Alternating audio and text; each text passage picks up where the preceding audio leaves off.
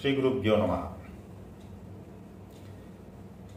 நெல்லை மாவட்டங்களில் இந்த சுடலைமாட சுவாமி கோவிலுக்கு இன்னொரு பேரை சொல்லுவாங்க. அது பேர் பேக்கோயில் அப்படிம்பாங்க. பேக்கோயில், பேக்கோயில் ஒரு வழக்கத்தை சொல்லக்கூடியது.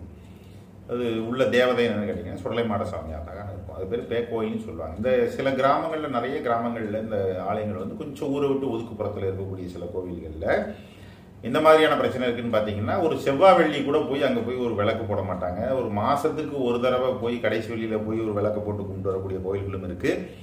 இல்லைன்னா ஒரு 6 மாதத்துக்கு ஒரு தடவை போய் வழிபாடு செய்யக்கூடிய கோயில்களும் இருக்குது. இல்லை கொடை அன்னைக்கு தான் போய் கோவிலே கிளீன் பண்ணி ஒரு வாரத்துக்கு முன்னாடி தான் போய் அந்த கொடையெல்லாம் வேலை செய்வாங்க. கொடைக்கு உண்டான வேலையெல்லாம் செஞ்சுட்டு வந்துடுவாங்க. திருப்பி ஒரு வருஷத்துக்கு அந்த கோயில்கிட்டயே யாருமே போக மாட்டாங்க. அது பாட்டு இருக்கும் சாமி. அப்போ செவ்வாய் வெள்ளி விளக்கு போடுறதும் கிடையாது, மாதத்துக்கு ஒரு தடவையாவது பொங்கல் வச்சு வழிபாடு பண்ணக்கூடியதும் கிடையாது. அப்படின்னு இருக்கக்கூடிய ஆலயங்களில், கொடைக்கு மட்டுமே போகக்கூடிய ஆலயங்களில் நடக்கக்கூடிய பிரச்சனை என்னன்னு நிறைய பிரசன்னத்தினுடைய அனுபவத்தில் பார்த்தோம் அப்படின்னு கேட்டிங்கன்னா, அந்த சுவாமி அதிகமான பசியும் தாகத்திலையும் இருக்கும்.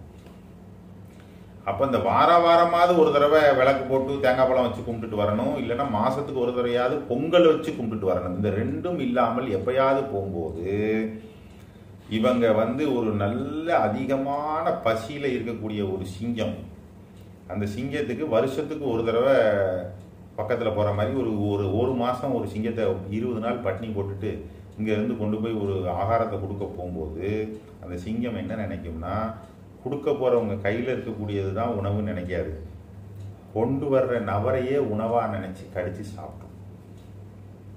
அதே போல் மாசக்கணக்கில் விளக்கு கூட போடாமல் பாலடைஞ்சு இருக்கக்கூடிய கோவில்களில் திடுப்புன்னு போய், எந்த கோவிலாக இருந்தாலும் சரி, சுடலைமாட சாமி கோவிலாக இருந்தாலும் சரி, மற்ற எந்த தேவதையாக இருந்தாலும் சரி, எந்த விதமான அணக்கமும் இல்லாமல் திடீர்னு ஒரு நாளைக்கு போய், சாஸ்தா கோவிலுக்கும் இது பொருந்தும். சாஸ்தாவுக்கும் நிறைய கோவில்களில் பங்குனி உத்திர சாஸ்தாக்கு மட்டும் போய் செஞ்சுட்டு வராங்க. அது தவறு.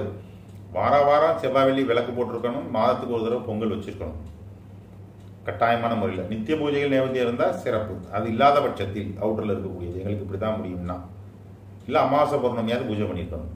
இது இல்லாமல் எப்பயாவது உள்ளே போகும்போது இவங்க நிறைய பேருக்கு, நாங்கள் சாமி கும்பிடத்தான் போனோம், நாங்கள் நல்லபடியாக செலவழித்து 3 லட்ச ரூபா 5 லட்ச ரூபா செலவழித்து கொடை தான் கொடுத்தோம், கொடுத்துட்டு 15 நாள் ஒரு வாரத்துக்குள்ளே ஒரு வீட்டில் ஒரு நபர் காலி, ஆள் இறந்து போயிட்டாங்க.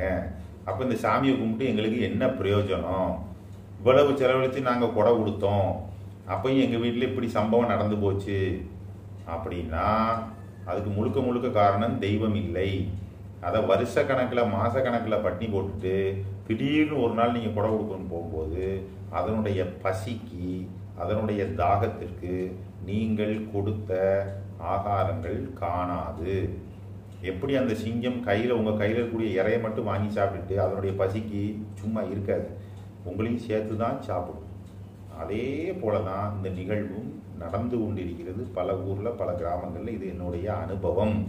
நிறைய கோயிலில் அதைத்தான் நான் சொல்லிட்டு வரேன். உடனே கொடை கொடுக்காதீங்க, சும்மா கிடக்குதா கொடைக்கு உடனே போகாதீங்க. முதல்ல செவ்வாய் வெள்ளி தீபம் போடுங்க, ஒரு தேங்காய் பழம் உடைச்சிட்டே வாங்க, மாதத்துக்கு ஒரு நாள் பொங்கல் வைங்க. இப்படி ஒரு குறைஞ்சது ஒரு 6 மாதமாவது செஞ்ச பின்னாடி கொடை கொடுக்க போங்க. நிறைய பிரச்சனைகள் இது ஒரு பிரச்சனை அப்படின்னு சொல்லி விளக்கம் எடுத்து சொல்லக்கூடிய சில கோவில்கள் சரியாயிட்டே வருது.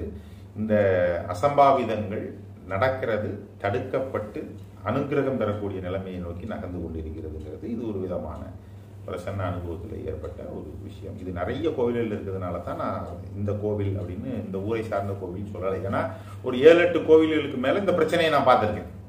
திருப்புன்னு தான் போகிறாங்க, திருப்புன்னு செய்கிறாங்க, கொடை கொடுக்குறாங்க, வீட்டில் ஒரு ஆளை காலி பண்ணிடுது. அதுக்கப்புறம் அந்த சாமி மேலேயே வெறுப்பு வந்துடுது, கிட்டையே போகிறதில்ல. அப்படியே அந்த சாமி சும்மா இருக்காது, திருப்பி இவன் எப்படா வருவான்னு காத்திருப்போம். இவனை தட்டி வீட்டில் போய் தட்டி எழுப்பும். அவனுக்கு மேற்கொண்டு அவங்க குடும்ப பிரசன்னமாக குடும்பத்துக்கு பார்த்தோம்னா அந்த குலதெய்வ பிரச்சனையை காட்டும். குலதெய்வம் பிரச்சனை, குலதெய்வ கோபம், குலதெய்வ சாபம் எல்லாம் இதில் வரும் பிரச்சனை பார்க்கும்பொழுது.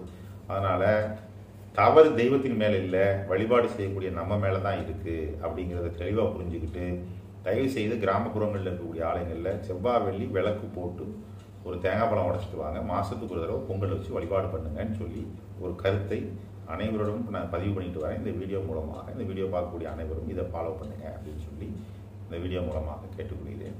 பிரசன்னம் பார்க்கக்கூடிய விருப்பம் இருக்கக்கூடிய நபர்களையும் நம்பரில் தொடர்பு பண்ணிட்டு கான்டாக்ட் பண்ணிட்டு வரலாமா என்ன யூஸ் பண்ணிட்டு. நன்றி, வணக்கம்.